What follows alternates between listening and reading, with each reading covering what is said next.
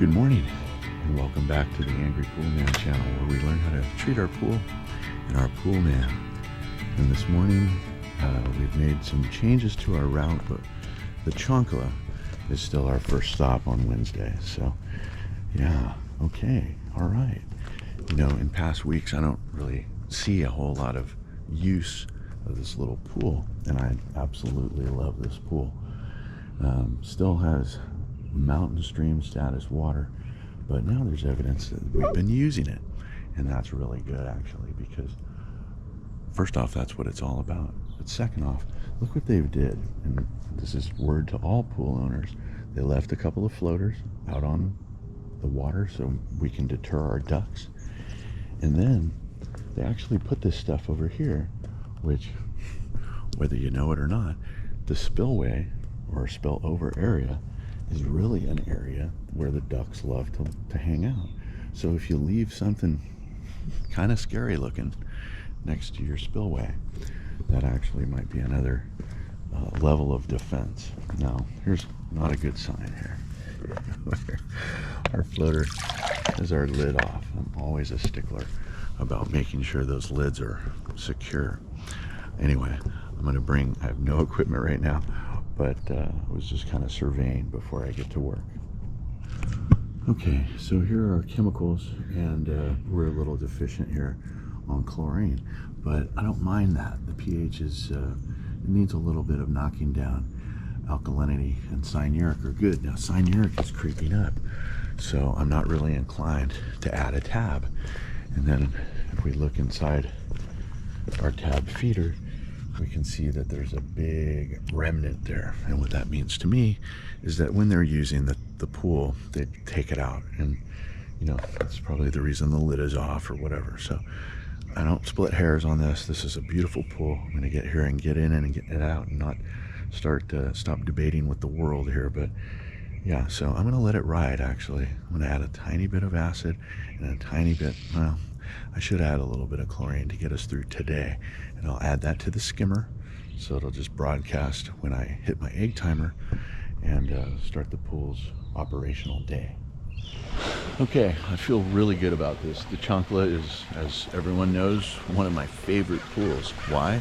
Because the homeowner knows his role. He never messes with anything. He's even done a major amount of landscaping trimming here. There was a huge bush here, for those of you who are new. This bush, look, it's already, look how aggressive that is. Look at that. He only cut that like a month ago, and it's already coming back. Wow.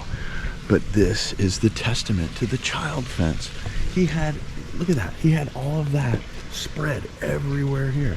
And as a lot of, you know, people with busy lives have, it takes them a while to build, you know, break that stuff down into the green can and get it out to the street. Hey man, this guy's doing really good. I can't fault him. But like I said, the child fence is really helping us keep the Chancla clean. Let's move on. Okay, we're here at the Beachside Beauty, and anthropology was my minor in college, right behind the radio, television, film. And anthropology, I use it almost every day. Was someone here? Yes. Now, anthropology is technically known as the study of other cultures, but I'll tell you what, archaeology is also under the umbrella of anthropology. And I'll tell you what, I use anthropology every day in this job. What happened? What was going on? And what might happen in the future. So anyway, thank you for the swan, or a flamingo here, combating our ducks. Our four-wheel drive Hayward Aquanaut is doing awesome. I think that's an Aquanaut 450 if my memory serves me correct. And I'll tell you what, he's only about, I don't know, 6 months old. But check out those wheels, okay? Now he's doing okay right now, but when look at, just check out what's happening. Now he's okay. He turned around, but what was he doing before? Well, he was just sitting there spinning his wheels, and so that's kind of just shaving down those rubber wheels ever so slightly. But anyway, so we had zero chlorine in here, as is evidence of the pool deck. You know, when you use these really pristine type of materials here in your pool deck, it's going to get dirty unless you're cleaning it, kind of like an interior floor, because that's what this is. This is interior tile, and hey, it gets dirty and it needs to be hosed off. And then, you know, I have a drain right there, but whatever. Kids don't often clean up as they go along, so I digress. I'm gonna brush, and there's nothing to net out of this pool, but I'm gonna do my thing, and then we can move on. Okay, I feel good about this, and we can move on here, but here's another reason why I'm such a cool guy. And nothing I do is just for niceness. It's all to serve myself. I think I might be a narcissist. But anyway, I hose down the whole, like the hose right here, okay? I hose down the whole pool deck here and made sure that all of that dirt doesn't go into my pool. Wow, you're such a cool guy for doing that. Yeah, it serves me, okay? No, actually, these are personal friends of mine, and I would do anything for these people. The point is that when you do something for the pool, you do something for the pool man. Let's move on. Okay, so we're here at Maggie the Boxer's pool, but we're out in the driveway, and I wanted to talk about this subject because this is going to be something that is affecting us all as pool guys, homeowners, everybody. Spiders are coming. Okay, you think we got problems with the ducks? I have been impersonating Indiana Jones here. So what we do is we just take our pole, okay, and we walk through. And the only reason I'm doing this is that you can't see it on the GoPro, but there's, you know, like a little dime size. Yeah, see, we just walk through there, and now, see, and there's multiple. That just saved me a lot of yeah, bother and spiders in my face. Anyway, biting the back of my neck. Ew, I don't like it. So anyway, let's get to work here. Let's see. Now I don't have any equipment, but you know, once again, we this pool just, you know, continually is always on the good side, I guess. You know, I used to work for someone, and he said something to the effect of like, oh, well, you have to take the good with the bad. Some pools are really super easy, and some are you know, some are really difficult. And it's like, no, that's why I don't work for you anymore. But all of them can be super easy. I have the luxury is I get to choose who my customers are. But look at the intelligent decisions that have been made. All succulents here, all succulents, except these trees in the back, which, you know, they've been here as long as most of you viewers, I'm sure, as a lot of these trees here too. This is not a new home. This is an older home. It has an older backyard, older landscaping. But, you know, the pool itself, with the help of homeowner here, we have some homeowner help. Yeah, I mean, look at the pool. It stays clean. The homeowner, I think she actually gets a kick out of, you know, using it, keeping it clean, making sure that it looks great. Yeah, I really appreciate that too. And that allows me to get in and out of here in 15 minutes. So let me, I'll tell you what, I don't know, what is that? That is funny. That looks like a scissor clip that goes on the inside of somebody's pole that got, somebody dumped it. The homeowner was doing some work for me here, and yeah, their equipment betrayed them. I'm gonna go fish it out. Okay, so here are our chems at Maggie the Boxer's pool. We have, you know, like a 0.5, like an 8.2 on the pH, and alkalinity, and cyanuric is high. So we sanitize with 3-inch tabs and liquid here, and I really like to use the 3-inch tabs because they're such a good value, and the sustained chlorination over the week that I'm not here. That being said, I think that cyanuric's a little bit too high to be adding, so I'm going to put the tab floater in the pool, but I'm not going to add any. I need to have one here, so when it does come time to add one, I can just add and not have to worry about it. But I'm going to add some liquid. I'm definitely going to add some acid to knock the pH down, and then we can move on. We've moved a couple of pools on the route. Gary and the swim up bar will be on Wednesday now. Okay, I feel good about this. And hey, look who showed up. Maggie is supervising and surveying the quality of the job. Anyway, I'm glad I have supervisors like her. But it is time to move on. I added a whole gallon of chlorine just so we can get the chlorine up and survive the week. Like I said, I'm going to add the floater tab on my way out here. But I also added 3/4 of a gallon of acid to knock down that super high pH. How'd that pH get so high? Did you make it high? Were you swimming? Okay, anyway, it's time to move on. Love this pool. Okay, I feel good about this.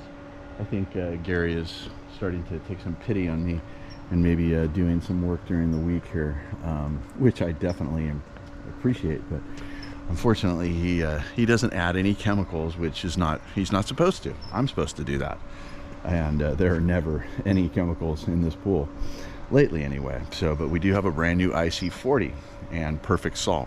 So, what's perfect salt? 3,600 parts per million. So, and then we have absolutely zero chlorine, and that's in high pH. So that means they've gone through it.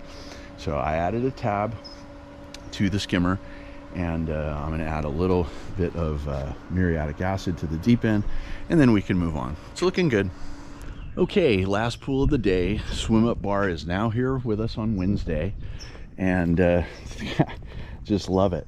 Now, if sometimes I think we fought algae right here, right? So this is always the first place I look, and it's getting to be a point where now I feel confident that I'm not expecting, knock on wood, I am not expecting to see any algae here. Two things: we have proper chlorination, which we didn't. Like, I've just taken this pool over not too long ago, let's just say 8 months, and this Pantera IC40 I'm pretty convinced is dead. So we have a tab here in the pool, and then we have a tab floater, a little one that I break up, a 3-inch tab, and I put that in there. So this pool goes through two tabs a week. That's kind of expensive, you know, but the results, I'm satisfied with the results. And I've priced the pool that I'm not resentful when I get here and I have to spend 2 tabs every week.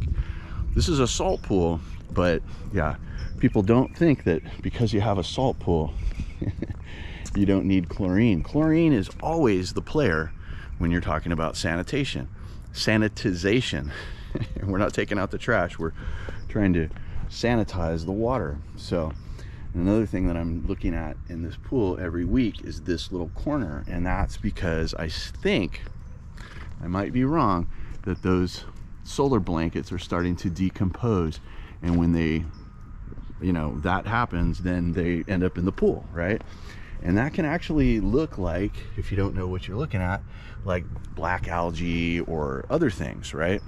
I've done it myself where I've mistaken it for black algae, and no, it was those guys on the roof. So anyway, I'm going to continue to monitor that, but right now, you know, look at the water, absolutely great.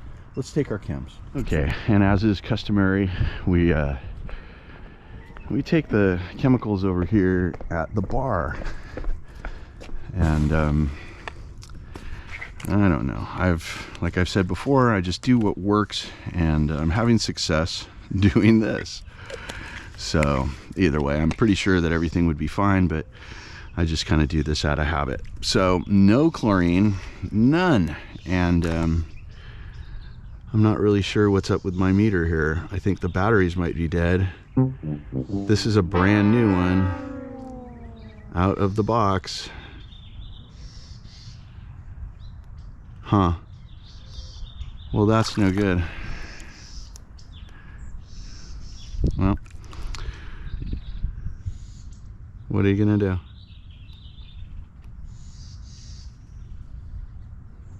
Huh.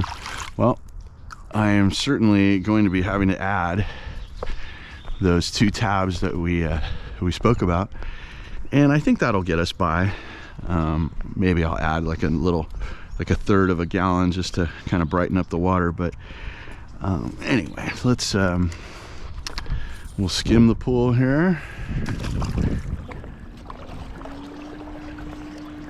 And it just became, actually I think it's the clock on the pool is a little early because it's not quite 9 a.m. and but the pool is waking up. It, once again, all my pools 9 to 4, and so it's waking up right now, and so that's good. We can make sure our Penta Rebel is working, and he is definitely working. He's climbing the walls. You know, like I said yesterday in yesterday's video, you know, I'm kind of off the Penta Rebel. Well, in certain places, yeah, I am, but in certain places, no. It's doing quite well. I mean, it's literally walking the wall right now. So, and also, as is customary, when I can do it, is I will add a spillway program the first thing in the morning. So from 9 to 9:15, that's, you know, people use the spa at night, right? And whatever happens at night, you know, I want to purge that out first thing in the morning. And so we have some chlorine tabs in the floater here, so that's keeping this body of water chlorinated, and it's dumping chlorinated water into the pool, and then the floater's doing its job as well. So okay, so a few things still on the floor of the pool. I'm gonna net them out over there. All right, so now we're gonna take everything out of our leaf canister, which here, this is, when I showed up with this pool, it had this leaf canister. I did not recommend this to the homeowner, but I tell you what, if it wasn't here, I would be recommending one. And look at the large size. You know, this isn't really that big of a pool, but so this is about the same size as the leaf canister on Friday, right? Notice the name. But the leaf canister on Friday has a canister that's, you know, like this big. So either way, it's both working, and I'm kind of fine-tuning. Whoops, I'm kind of fine-tuning, and that's what you do when you stick a new piece of equipment. It's very rare for you to do that and then for the thing to just work perfectly with no tweaking. So and these hoses are getting old. I'm starting to hear suction leaks when it's just sitting here. Okay, so we'll lose prime for just a second here, and this pool's equipment is below grade, so when it loses prime, it doesn't lose it for long. So we're gonna brush the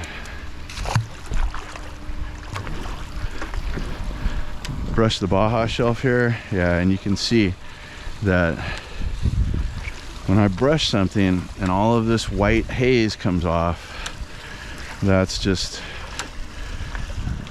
kind of like the week of chlorination just kind of sitting there. And you notice that since I've started brushing, the water is kind of clouding up, and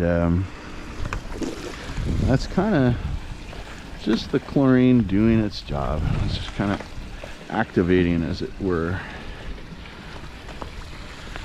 Yeah, so now our body of water is pretty cloudy, especially in opposition to what it looked like when we showed up.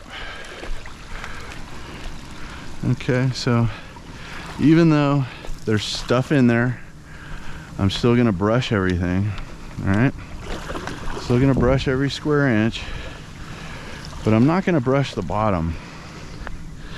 And the reason for that is because I'm gonna Telsa 90 the bottom. So I can't see it, nor do I want to have to waste the time shutting off the equipment just so the pump will go off, just so I can see the water. What we do is we go Telsa 90 here, and I'm confident that anything is going to get picked up right here in this corner. Yeah.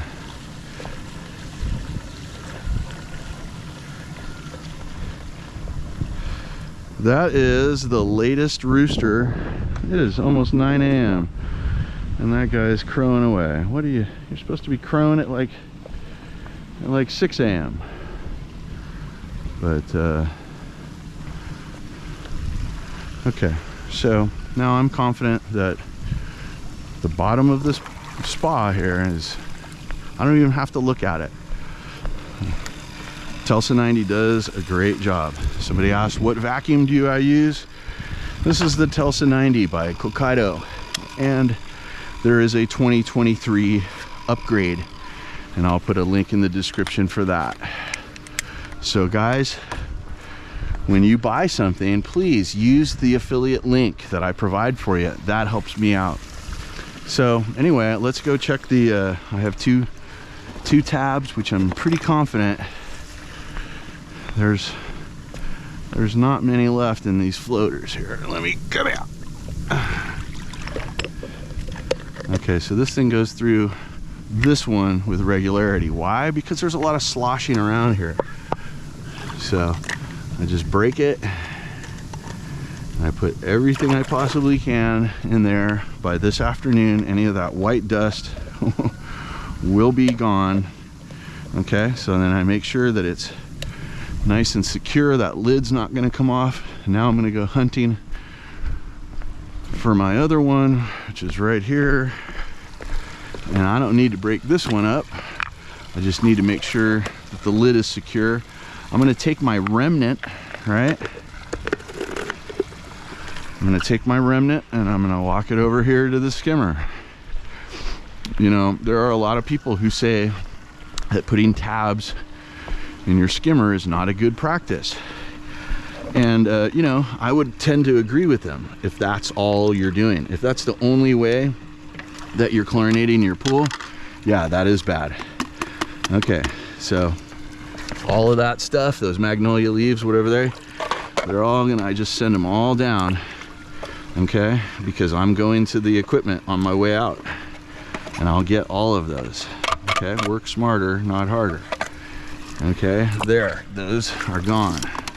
And so now I'm gonna put my diverter, put my remnant in my basket, put this janky little handle. These handles never, they're always breaking. Okay, now this family doesn't use the sunblock like Gary's family does, and it shows right there. There's almost no sunblock on the inside of the skimmer. Okay, I feel good about this. The swim up bar is an easy pool to feel good about.